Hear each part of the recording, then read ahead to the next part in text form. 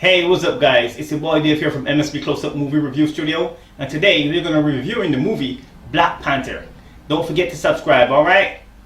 Wakanda forever. Bonfire!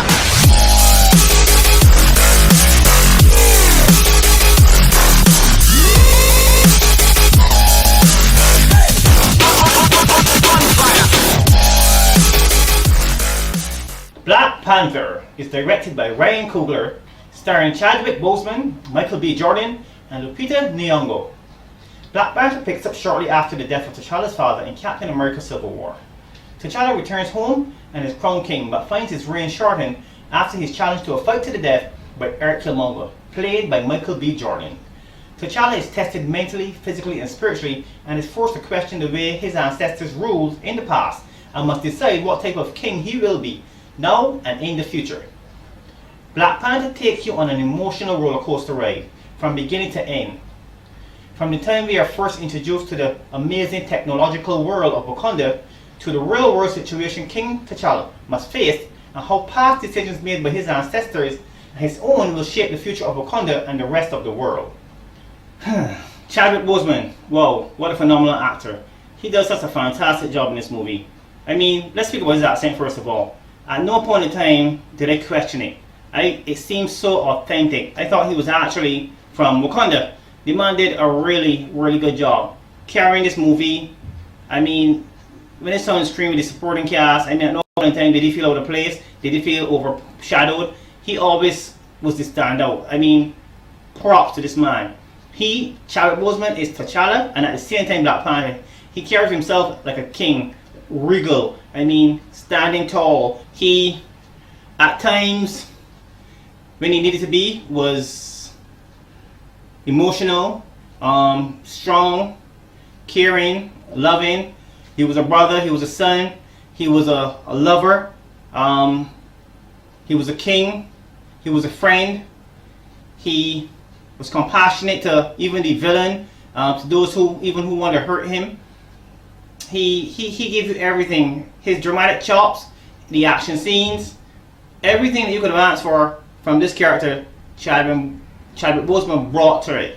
So I can't fault him in no way at all. Props to Coogler, director, for directing him in this way. I don't know how much of it was Coogler.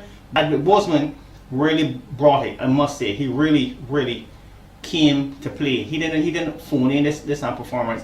He came in and killed it.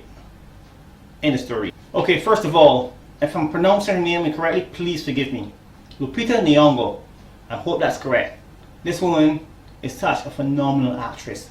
She brought so much depth to her character. We introduced to her when she's in the jungle. She's actually there to save the young ladies who was also being taken to a location where we were not given the information where they were being taken to. But she's there to try and save them as well. And Black Panther, of course, comes in and saves the day when she really didn't need his help. They have such chemistry.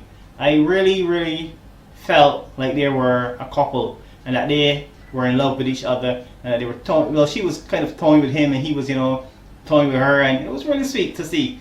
She's such a strong female actress, female lead in this picture. I call her lead because although Chadwick Boseman is the star of this picture, Lupita really holds her own as his partner. She's not downfall in distress. She's someone who can take care of herself and probably even take care of him in his time of need as well, which you will see what I'm talking about when you watch the picture. She gives a really stand-up performance. I am really looking forward to see what part she has to play in the rest of Marvel, in Infinity War and the next Black Panther movie. I am really interested to see what Lupita Nyong'o is going to, what her character is going to bring to the rest of this universe. Monger is hands down, in my opinion, the best Marvel villain ever. Not since Loki, ever. He is so convincing as Killmonger. I know that he's a bad guy. I know he's doing the wrong thing, but I cannot help but root for this character. I understand everything that he's saying. I feel what he's going through, what he went through, and I can understand what he would want to do, what he's doing. The only problem is that he's going about it the wrong way. But he's doing such a fantastic job in portraying the character and what the character is feeling that you can't help but root for him. And if that is not the type of villain that Marvel and all these other universes need, I don't know what is. Michael B. Jordan is phenomenal, fantastic, outstanding. I know I said earlier that Chadwick Boseman stood out whenever he's on screen with the supporting cast, but I would not consider Michael B. Jordan a supporting cast in this movie. I consider him to be one of the leading men. There were two leading men in this movie, Chadwick Boseman, and the other was Michael B. Jordan, and they both killed it. Jordan stole the show from Chadwick Boseman whenever they were on screen together. I can't put it no matter how. There's a scene in this movie when the guy came in to the palace and was being introduced to the royal family, and I mean, his presence was so strong, so felt when he was there on screen that, I mean, I was in the theater holding my head and screaming out, and it was like, this guy is something else, man. He was so powerful. Killmonger, right off the comic book onto the big screen. Jordan killed it. The man's the boss. Sorry that he was spoiler, killed off in the movie, but damn, what a performance by Michael B. Jordan, man.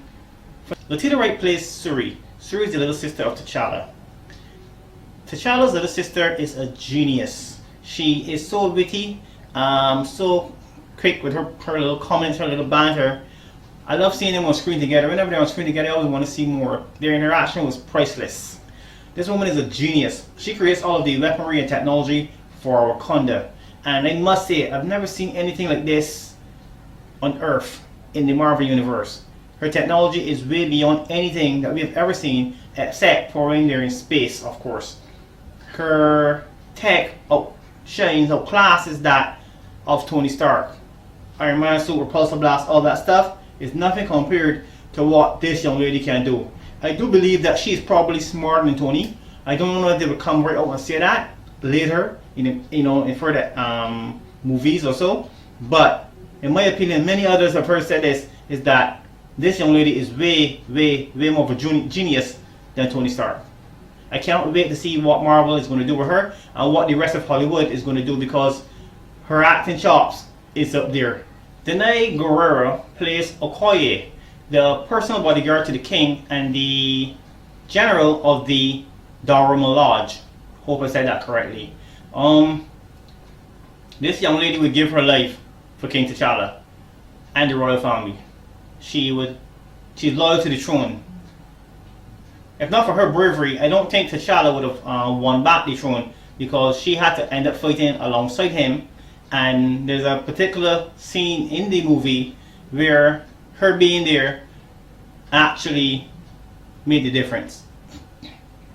She is fluent in several different languages: English, Wakandan, and I think it's Mandarin as well. I heard her spoke in the movie. I'm not sure, don't quote me on that, but I know there were about 3 that I heard her speaking. She's an expert in martial arts, several different martial arts, in weaponry. She's very cute and witty, a strong female lead, a real bad woman. I am excited to see what she's going to do in the future Marvel films, Black Panther, Infinity War, whatever else there is to come that she's going to be in. I'm excited to see. We move on to the supporting cast, but we're not going to touch on everyone, unfortunately. We're only going to speak about these 2 characters right here. That's Daniel Kaluuya's Wakabi, and also Winston Duke's M'Baku, aka Man-8. Now, I was really pleased with the performances from both of these guys. I thought they both did a fantastic job portraying their separate characters. Wakabi and M'Baku both starting off on 2 different sides of the spectrum, whereas Wakabi was more of an ally to T'Challa, and M'Baku was more of an antagonist early in the movie. Whereas in the end, Wakabi was turned by Michael B. Jordan's character, kind of I would say brainwashed by him with his lies, and ended up betraying T'Challa. Well, early in the beginning of the movie, T'Challa was challenged by M'Baku's character Manate, and Manate was defeated by T'Challa and he spared his life, which again turned around to be of benefit to him later. Well, M'Baku found him later and eventually nursed him back to life, returning the favor, and they became allies later in the movie as well. Again, fantastic job with both of them. Looking forward to see what they both are going to bring in the later Marvel movies. In the next Black Panther, I want to see what's going to happen to W'Kabi. I want to see if M'Baku is going to again challenge T'Challa for the throne. So I'm happy that these guys are in this universe, and I'm excited to see what they're going to do later. Ryan Coogler. Wow, what an amazing young man. For the most part, he does a fantastic job with the direction of this movie. He is so far beyond his years. He directs this movie like a seasoned vet. I mean, at no point in time watching the movie did it feel like it was being directed by somebody so young. He made a few mistakes. The action scenes in the movie, some scenes in the movie were a bit too fast paced, and there was a bit too much shaky cam. A bit too much for me. Also, the pacing was a bit off. I found that at points in time the movie was moving a little slow, and it could have really sped up on certain things, skip over a little bit of things in the movie. But other than that, I mean, this movie was great. It was fantastic. It was everything you would want in a superhero movie. I would say that Black Panther is one of the best Marvel movies that I've ever watched.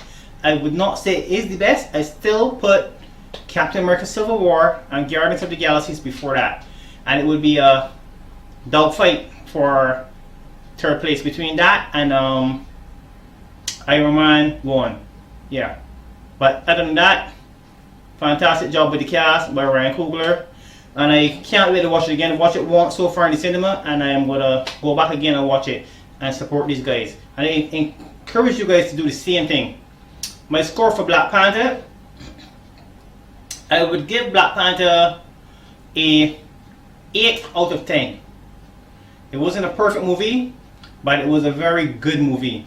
And I am, like I said, going back and watch it again, and I encourage you to do the same. So guys, this is your boy Dave here from MSB Close-Up Movie Reviews, and I want to thank you all for watching again. We really appreciate you. Continue to love and support us. And if it's the first time you're watching any of our videos, be sure to subscribe. Wakanda forever.